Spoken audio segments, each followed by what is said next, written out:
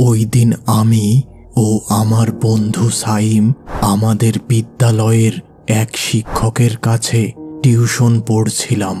পড়া শেষে স্যার আমাদের বললেন, আগামীকাল এই সময় আমি তোমাদের পড়াতে পারবো না, বিশেষ একটা কাজ আছে, তোমরা সন্ধ্যায় আসবে। আমরা দুইজনই রাজি হলাম। পরদিন সাইম আমাকে মেসেজ দিয়ে জানালো আমার নানু মারা গেছে, তাই আমরা সপরিবারে নানু বাড়ি যাচ্ছি। আজকে সন্ধ্যায় আমি টিউশন পড়তে যাব না। আমি একটু চিন্তায় পড়লাম, একা একা টিউশন পড়তে হবে ভেবে। আর যদি আমিও টিউশনে না যেতে চাই তাহলে বাসা থেকে জোর করে পাঠাবে। তো সন্ধ্যাবেলা আমি টিউশনের উদ্দেশ্যে রওনা দিলাম। ওই দিন ছিল অমাবস্যার রাত, কিন্তু আমি তখন এই ব্যাপার জানতাম না। তো স্যারের বাড়ি যেতেই স্যার বলল, দেখো কাউসার, এখন আমাকে একটা কাজে শহরে যেতে হবে, তাই এখন পড়াতে পারছি না। অন্য একদিন তোমাদের এই পড়াটা পড়িয়ে দেব। আমি তো মনে মনে খুব খুশি হলাম।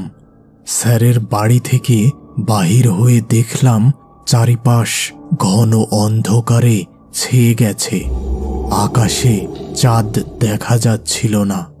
তখন মনে হলো আজকে হয়তো অমাবস্যার রাত। এখান থেকে আমার বাড়ি যাওয়ার দুটি রাস্তা ছিল। একটি আরিচা মহাসড়ক হয়ে, যেখানে প্রায় 30 মিনিট সময় লাগবে পৌঁছাতে, আর অন্য রাস্তাটি হলো একটি বিশাল বাঁশবাগানের ভিতরের রাস্তা। এখানে 10 মিনিটের মতো সময় লাগবে। তাই আমি এই রাস্তা দিয়েই যাওয়ার সিদ্ধান্ত নিলাম। এই বাঁশবাগানের পাশে আছে একটি ছোট খাল, যেখানে বাংলাদেশের স্বাধীনতা যুদ্ধের সময় অনেক মৃত মানুষকে এই খালে ভাসিয়ে দেওয়া হয়েছিল, যার জন্য এই খাল ও বাঁশবাগান নিয়ে মানুষের মনে ভীষণ আতঙ্ক ছিল। তবে আমি বিশ্বাস করতাম এইসব ভৌতিক ব্যাপার রাত 12টার পর ঘটে, আর এখন কেবল রাতের শুরু, তাই কোনো বিপদ হবে না। বাঁশবাগানের রাস্তায় আসতেই চারিপাশের অন্ধকার যেন আরো বেড়ে গেল।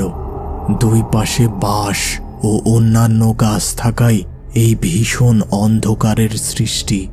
আমার সাথে কোনো লাইট ছিল না।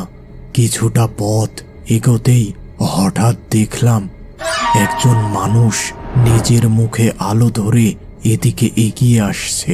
আমি ভীষণ অবাক হলাম। সাধারণত মানুষ আলো নিচের দিকে রাস্তায় ফেলে চলাচল করে, আর এই ব্যক্তি কেন নিজ মুখে আলো ধরে রেখেছে?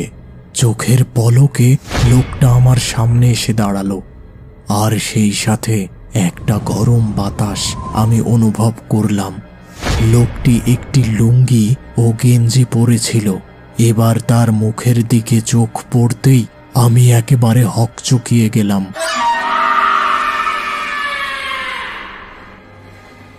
কি বিভৎস তার চেহারা! মুখ থেকে লাল তরল গড়িয়ে পড়ছে, আর চোখ ভীষণ অন্ধকার। আমি তৎক্ষণাৎ চোখ বন্ধ করে আয়াতুল কুরসি পড়া শুরু করে দিলাম।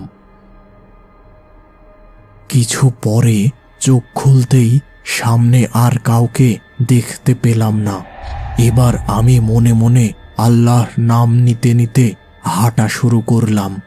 পিছনে নানা প্রকার অস্বাভাবিক ব্যাপার হচ্ছিল মনে হলো, কিন্তু আমি পিছনে তাকানোর সাহস পেলাম না।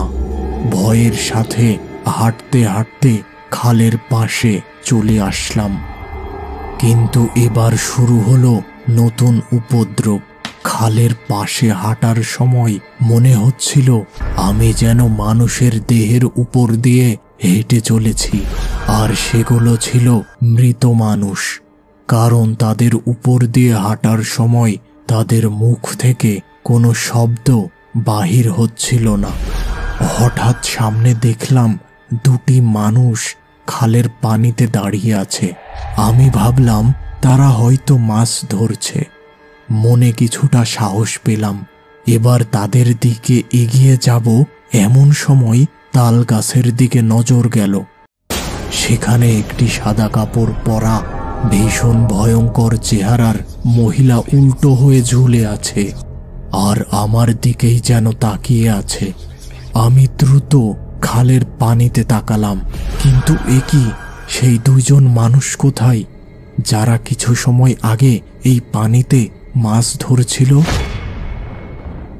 এবার আমি দৌড় শুরু করলাম, আর পিছন থেকে শুনতে পেলাম, তোরা আমার ভোগের মিষ্টি চুরি করে খেয়েছিস, তোদের আমি ছাড়বো না। আমার বন্ধুর বাড়ি কাছে হওয়ায় আমি দৌড়ে তাদের বাড়ির সামনে যেয়ে দরজায় কয়েকবার আঘাত করেই সেখানে অজ্ঞান হয়ে যাই। জ্ঞান হতেই নিজেকে একজন হুজুরের সামনে আবিষ্কার করি। এবার তাকে সমস্ত ঘটনা খুলে বলি।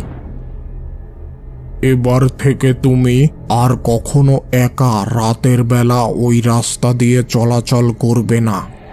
আমি একটি তাবিজ ও পানি পড়া দিয়ে যাব, যাতে করে আর কোনো প্রকার বিপদ না হয়। আর ভোগের মিষ্টির ব্যাপারটা কি, তোমার কি কিছু মনে পড়ছে? হুজুরের কথাতেই আমার মনে পড়ল ওই দিন বিকেলের কথা। খালপাড়ের একটি তাল গাছের নিচে হিন্দু সম্প্রদায়ের মানুষেরা বিভিন্ন ধরনের ভোগ দিত। ওই দিন দিয়েছিল কিছু মিষ্টি। আমি ও আমার বন্ধু ওই মিষ্টি খেয়েছিলাম। এই কথা শুনে হুজুর বললেন, এখন সব কিছু বুঝতে পারলাম। এসব কিছু জিনেদের কাজ। এখন তুমি ও তোমার বন্ধু মিলে দুপুরবেলা ওই গাছের নিচে কিছু মিষ্টি ভোগ হিসেবে দিয়ে আসবে। এরপর আমি হুজুরের আদেশ মতো সমস্ত কাজ করি, এবং এরপর থেকে আমার সাথে আর কোনো প্রকার অস্বাভাবিক ঘটনা ঘটেনি।